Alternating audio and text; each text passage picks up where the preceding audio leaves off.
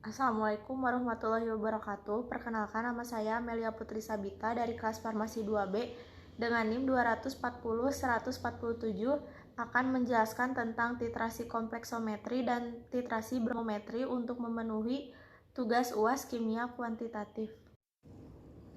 Yang pertama ada titrasi kompleksometri. Titrasi kompleksometri ini merupakan suatu titrasi berdasarkan reaksi pembentuk senyawa kompleks antara ion logam dengan zat pembentuk kompleks. Titrasi kompleksometri ini juga dikenal sebagai reaksi yang meliputi reaksi pembentukan ion-ion kompleks ataupun pembentukan molekul netral yang terdisosiasi dalam larutan. Titrasi kompleksometri ini digunakan untuk menetapkan kadar suatu ion logam. Contohnya seperti Mg, Al, Bi, dan Zn.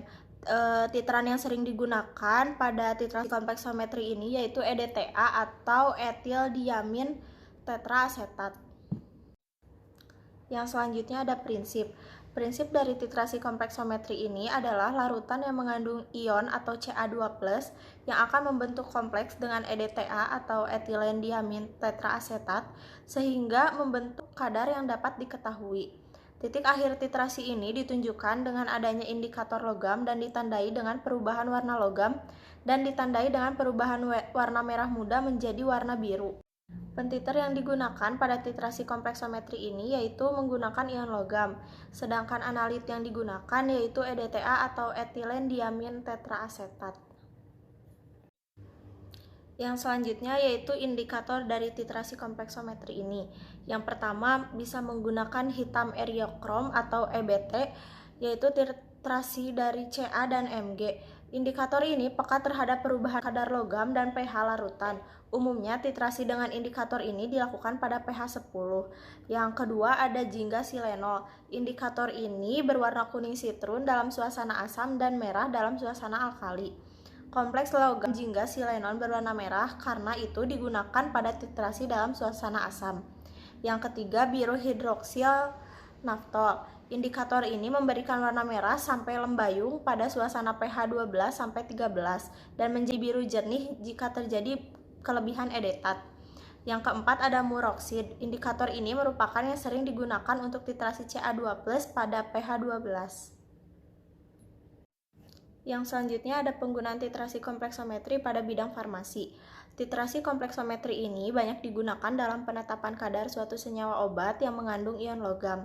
Apabila diketahui kadar daripada senyawa obat tersebut, maka akan mempermudah dalam pembuatan obat. Misalnya pada penentuan kadar MgSO4 yang digunakan sebagai laksatifum atau ZNO yang digunakan sebagai antiseptik.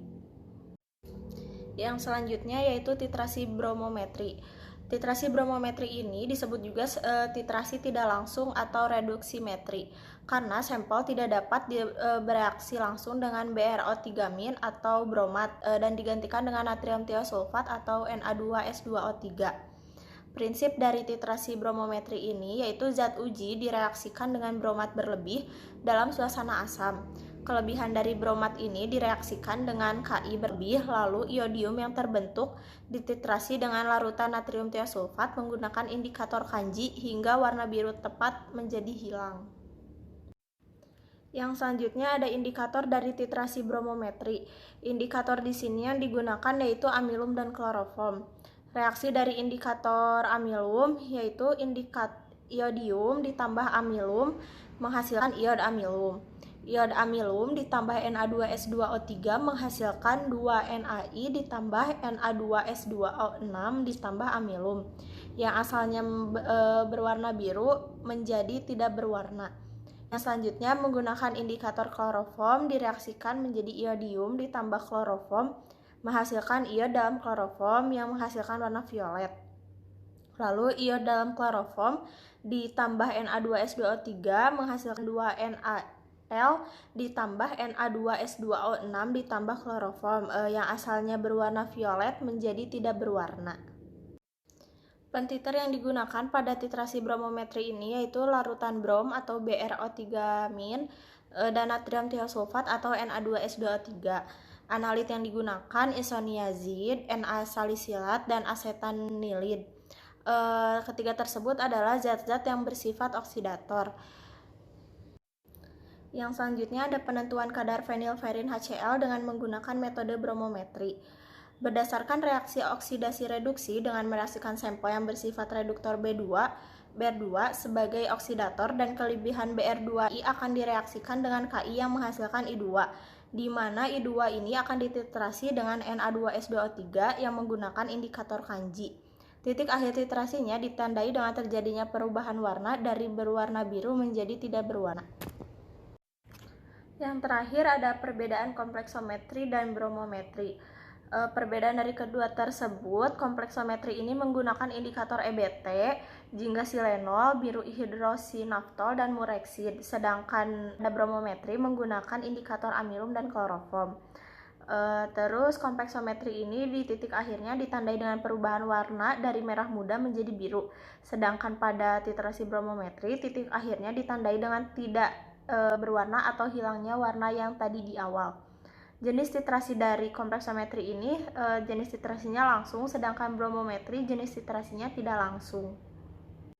Sekian yang dapat saya jelaskan tentang titrasi kompleksometri dan bromometri ini. Mohon maaf bila banyak kesalahan. Wassalamualaikum warahmatullahi wabarakatuh.